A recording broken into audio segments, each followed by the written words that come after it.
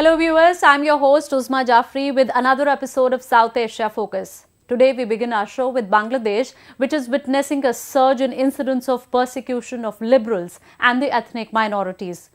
The rise in such crimes is really worrying as the society, which claims it to be liberal and progressive, is apparently moving towards extremism. We have a report.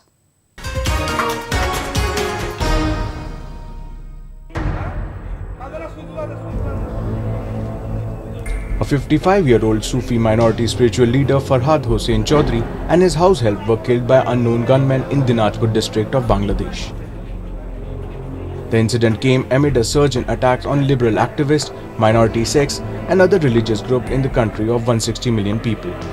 No one has claimed responsibility for the killing and the police is still investigating into the matter. তো আমরা একটা ঘটনা ঘটেছে ইতিমধ্যে আপনারা দেখেছেন যে একই বাড়িতে জোড়া খুন হয়েছে তো ইতোপূর্বে বিভিন্ন ঘটনা উদ্ঘাটনে বাংলাদেশ পুলিশ যেভাবে দক্ষতার পরিচয় দিয়েছে এই ঘটনায়ও একইভাবে আমরা আশা করি যে বাংলাদেশ পুলিশ একই দক্ষতা প্রদর্শন করে Bangladesh has experienced a series of violent attacks since 2013. The extremists have targeted secular bloggers, liberals and foreigners. Apart from people of different faiths, Muslims have been victims of violence in Sunni Muslim majority country. Last year, 22 people were killed, most of them were foreigners, in a militant attack at an upscale cafe in Dhaka. Al-Qaeda and Islamic State claimed the responsibility for the attacks, however government denied their claim saying violence was being perpetrated by domestic militants, which was evident by a wave of hatred and violence against the minority and non-Islamic faiths in Bangladesh. With incidents like this, Bangladesh no more seems to be a safe place to live in for minorities. We are joined by Kamar Agha, who is an expert on South Asia, to discuss more on the issue.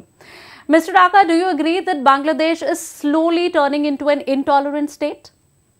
Attempts are being made by the militant groups, to turn it into an intolerant state. They have been trying to create chaos and anarchy, but so far they have not succeeded. There are a large number of Bangladeshi people, who are resisting this move. They continue to fight against them. Protests, demonstrations, bloggers, they're writing, although many of them have been killed in the process, but resistance is very strong. And we also find that the government is also supporting these elements, taking steps. So Bangladesh is a divided country. There are a section of people, who are trying to convert it into a Islamic state, of where Sharia law should be implemented, but large majority is still opposed to them. Mr. Agha, are there any chances of ISIS establishing itself in South Asia by making its base in Bangladesh? Attempts are being made to start. ISIS has been trying. Al-Qaeda has also established this South Asia wing, but both have not succeeded so far. Some attempts have been made. Nobody is going to come from outside. These are the same group, when a group leader dies or something happened or killed, so a split takes place. So some of the group have shown allegiance towards ISIS, but I don't see much support towards ISIS in Bangladesh or in whole of South Asia. The reason is, the South Asian Muslims are Hanafis, and whereas the ISIS is a Wahhabi Salafi organization, believes in Hanbali sect of Islam, So there are not many takers, and but the Pakistan-based militant organizations who are basically Hanafi or Deobandis, they have a scope there. So the threat in Bangladesh is more coming from the Pakistan-backed militant Islamic groups, Huji and others, which are already Jamaat-e-Islami-backed groups there, which have allegiance towards or linkages towards the Deoband Tehreek of Bangladesh. But I would like to make it clear the Bangladesh Deobandi Tehreek is nothing common with Indian, because in India the Deoband has condemned militancy has come out openly against it. Thank you, Mr. Aga, for sharing your views. Now we talk about Balochistan, where the human rights situation is deteriorating day by day. The Balochs are demanding intervention by the United Nations and are seeking appointment of a special rapporteur to look into the matter. Let's see this report.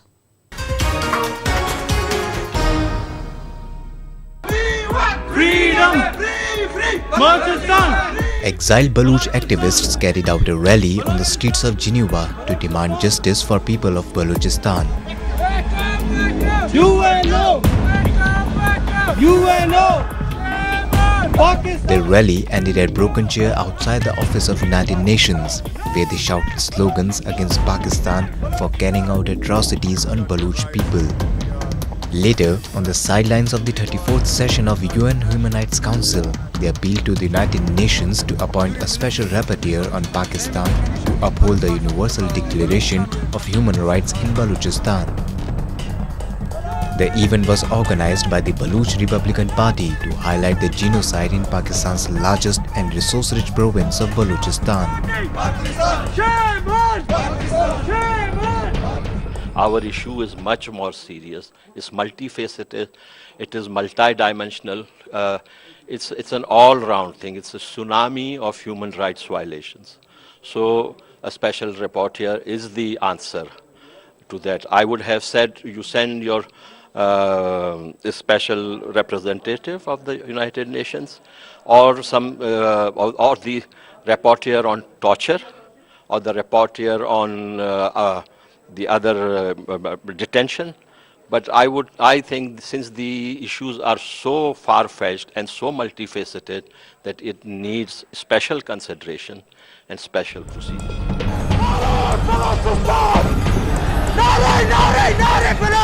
People in Balochistan are demanding succession from Pakistan.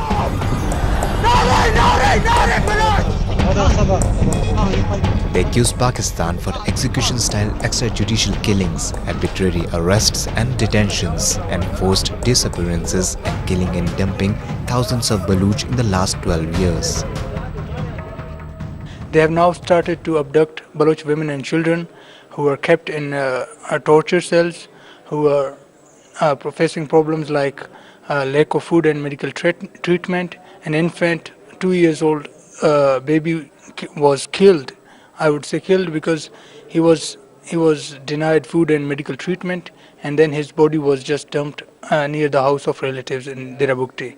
And this is only one case. The situation is getting worse day by day. Balochistan is the largest and a resource-rich province of Pakistan, but the people live in poverty and have no access to education, clean drinking water and other basic facilities.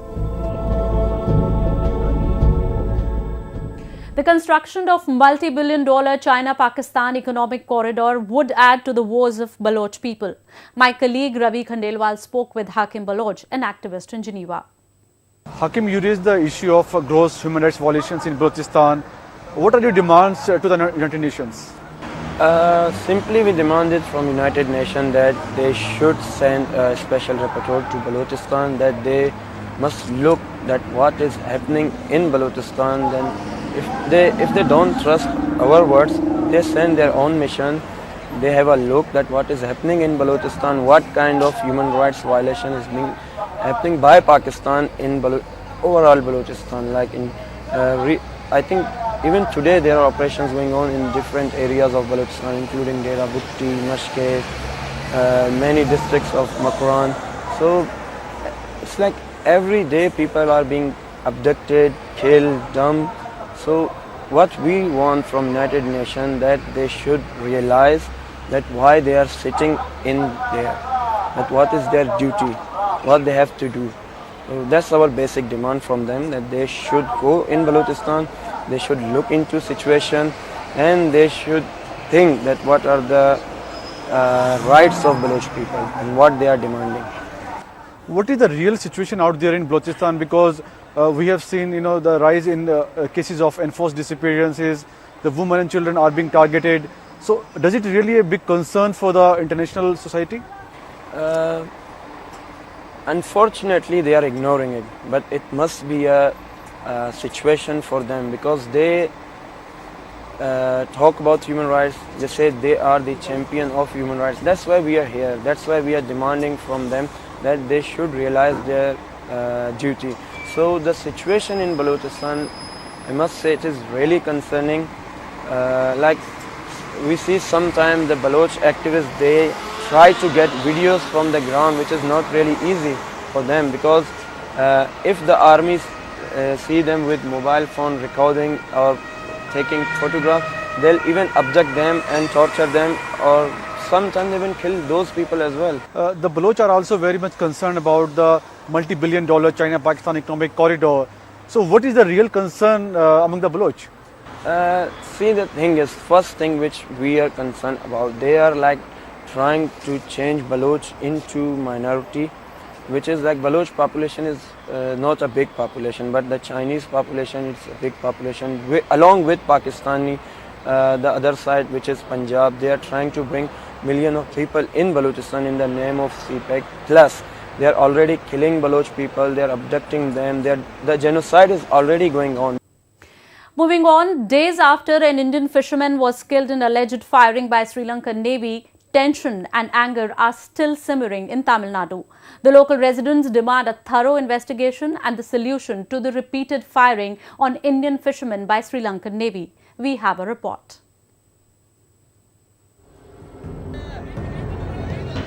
Pricho, a 22-year-old Indian fisherman, was killed and around 3 others were injured after the Sri Lankan Navy fired at them while they were fishing near Kachadevu Islet, off the coast of Tamil Nadu state of India.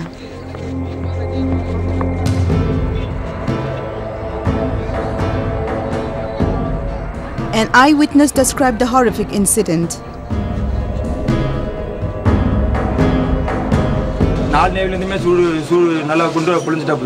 குண்டா புளியவு நாங்கள் slow நாளுக்கு வரவும் குண்டா புளியவு செதறி அவனுக்கு ஒரு குண்டு பாஞ்சிட்டு கழுத்தில் பாயவும் பார்க்க கொஞ்ச நேரத்தில் கத்திக்கி இருந்தான் கத்தவுமே அந்த சிக்கன்லேயே கொஞ்ச நேரத்தில் உயிர் போயிடுச்சு அதோட போட்ட கரையை விட்டு ஓடி வந்துட்டோம் மடி ஓடி எல்லாமே கடல் மேலே கிடக்கு அவ்வளோமே ஒரு பொருளையும் எடுக்கலை நாங்கள் அவ்வளோ பொருளுமே எல்லை கோட்டு ஓரத்துலேயே கிடக்கு உயிரை காப்பதுக்காக வந்தோம் அவ்வளோ மடியுமே அங்கேயே போச்சு எத்தனை நேவி 4 நேவி வந்தாப்புல 4 நேவிலுமே ஃபுல்லாக கத்தி அருவா ஆயுதம் எல்லாம் வச்சு துண்டடிச்சுக்கிட்டு வந்தாப்புல அதோட எதுவுமே ஸ்லோவானாமல் இருக்கும் தான் வச்சு குண்டா பொழிஞ்சிட்டாப்புல நம்ம கோஸ்ட் கார்டு ஃபோன் பண்ணிங்களா நம்ம கோஸ்ட் கார்டு இல்லை ஆமாம். The incident led to massive protests across Tamil Nadu. The Indian government also expressed concern over the incident. The Sri Lankan government has, of course, assured us that a very thorough investigation will be conducted in the matter. India shares an expansive oceanic border with Sri Lanka without any perceptible demarcation, and fishermen of both sides often inadvertently stray into each other's while netting their catch. Sri Lanka has long fumed over poaching and illegal fishing by Indian fishermen that it says depletes the catches of its own fishermen. According to the website of Sri Lankan Navy, 50 Indian fishermen were arrested within the first week of March itself for illegal fishing. There has been a clear violation of the laws by the Sri Lankan Navy in recent past. Moving on, the Himalayan nation has been witnessing a political upheaval ever since the new constitution was adopted in September 2015. And with the current Prachanda-led government announcing the dates of the local elections, there has been a significant rise in protests against the government by disgruntled Madhes-based parties.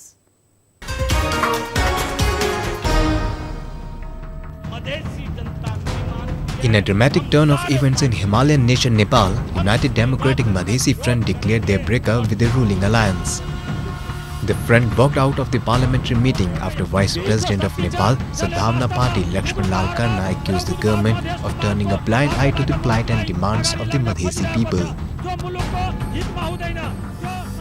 देश की गंभीरता के ऊपर सरकार की कोई नजर नहीं है। सप्तरी की घटना सभी के समक्ष है। सप्तरी में 5 लोगों को छाती और सिर में गोली ठोक के मार दिया गया। क्या वे नेपाल के जनता नहीं थे। नेपाल के किसी कानून में लिखा हुआ है छाती और सिर में गोली मारने का। He also went on to say that the government was complicit in handling the situation when people were killed as a consequence of open firing by the Nepal police in Saptari district. Later, after a comprehensive discussion, UDMF laid out a plan of extensive protests to be carried out in future all across the country in a bid to stop elections. Meanwhile, protesters have said they would further intensify their stir and launch a non-cooperative movement. Earlier, Prachanda-led government had tried to reconcile with the Madhesi parties, but the meeting ended inconclusive as no concrete solution was provided by the government. To know more about the political situation in Nepal, we are now joined by Keshav Jha, General Secretary of Rashtriya Madhes Samajwadi Party. Mr. Jha, how do you see UDMF withdrawing its support to the government? अब राजनीतिक हिसाब से देखिए, अब यदि रास्ता संविधान संशोधन के मार्ग से आप अपना समाधान चाहते हैं तो ऐसे परिस्थिति में आपको किसी भी एक घटनाक्रम को देख के कोई निर्णय नहीं लेना चाहिए। आमतौर पे आप देखिएगा तो मकसद ये था कि संविधान में संशोधन हो और संशोधन में दबाव पड़े, निर्वाचन से पहले संशोधन हो कह के आप चाहते हैं। और दूसरी तरफ आपके ऊपर में एक बाउंड लाइन भी है कि माघ के 2074 साल माघ के 7 गते तक आपको तीनों निर्वाचन करना है, स्थानीय तह का भी, प्रदेश का भी और संघ का भी। तो ऐसे परिस्थिति में इस निश्चित सीमा समय के भीतर में आपको निर्वाचन तो सब करना ही है।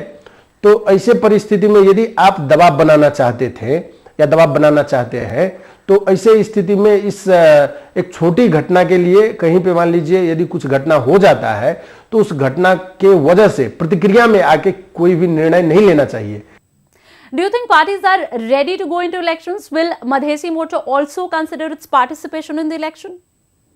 तो जैसे अभी अब दल सबका स्थिति तो ये है कि सीमांकन में फेरबदल के बगैर निर्वाचन में भाग लेने का स्थिति नहीं है, क्योंकि यही संविधान को नहीं मान के अभी मधेशवादी दल ने पिछले साल 6 महीना तक जो आंदोलन किया उसमें आपको 81 आदमी ने शहादत प्राप्त की है।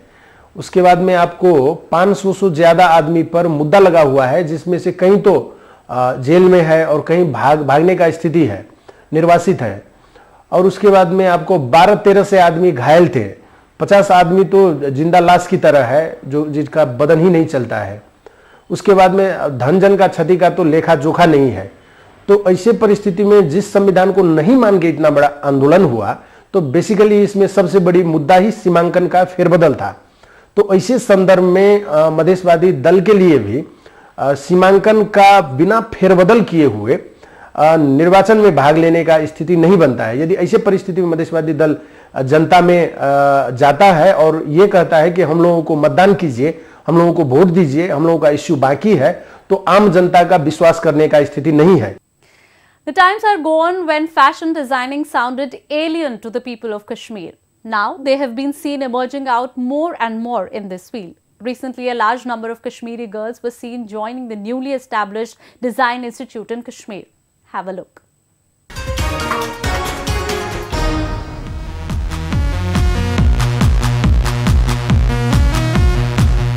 Fashion designing has today evolved into a thriving global multi-billion-dollar industry. And its growth is fueling demand for professionals who can think originally and innovatively about fashion and create sustainable and trendy designs.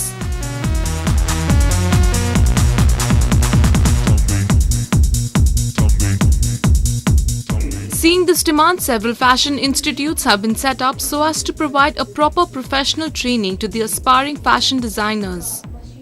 Treading on the same path, the Srinagar School of Management and Design Institute recently established a new department of design by the name School of Fashion and Design. The institute focuses to offer high-quality education in selected areas of fashion and design businesses.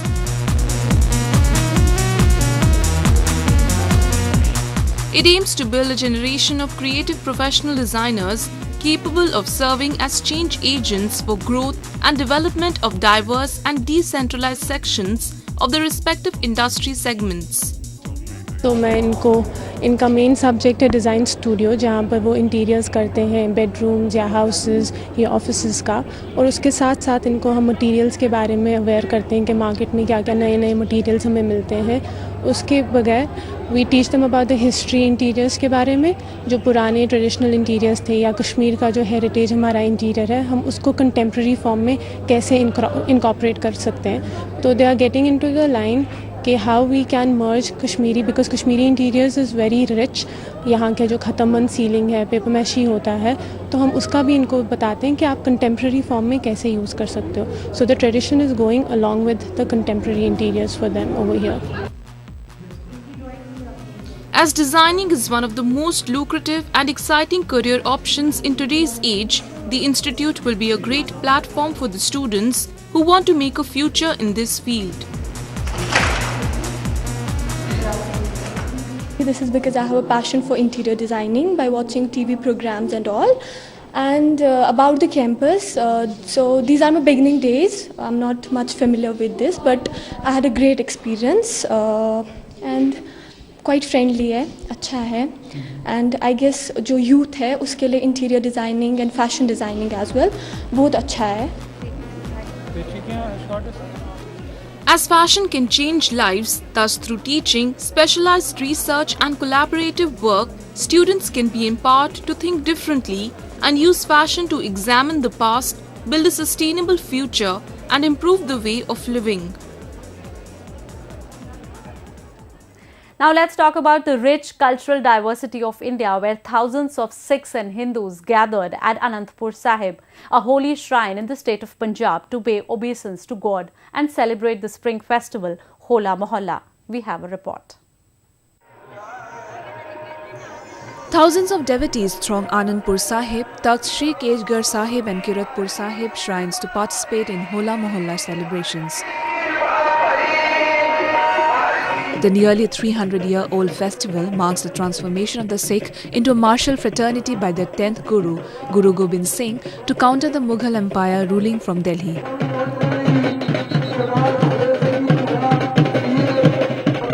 Dressed in traditional attire, Nihangs, the title by which the army of the 10th Sikh Guru came to be addressed, happened to be the center of attraction at the gala event as they displayed their martial skills in the ancient warfare known as Gatka and fencing.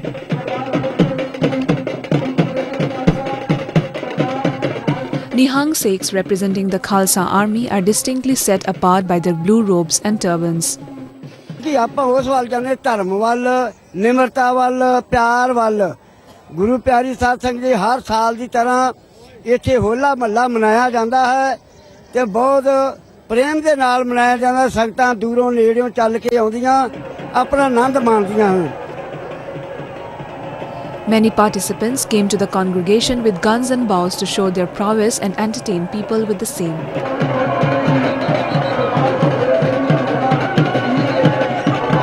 Nihangs wowed the audience with their combat skills as they rode on horsebacks with utmost effortlessness.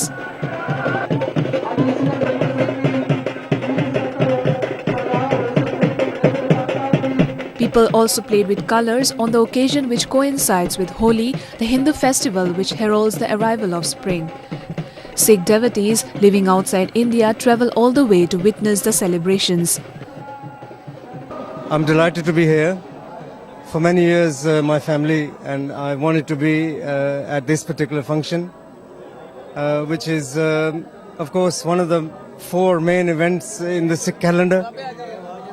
And I'm so delighted. I think it's very exciting and it's great to be here and I really enjoy it. It's like one event you see never don't see anywhere else.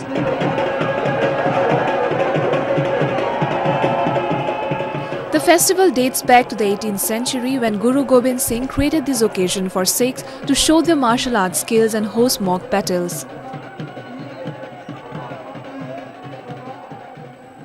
With that, we come to the end of this week's episode. Goodbye and take care.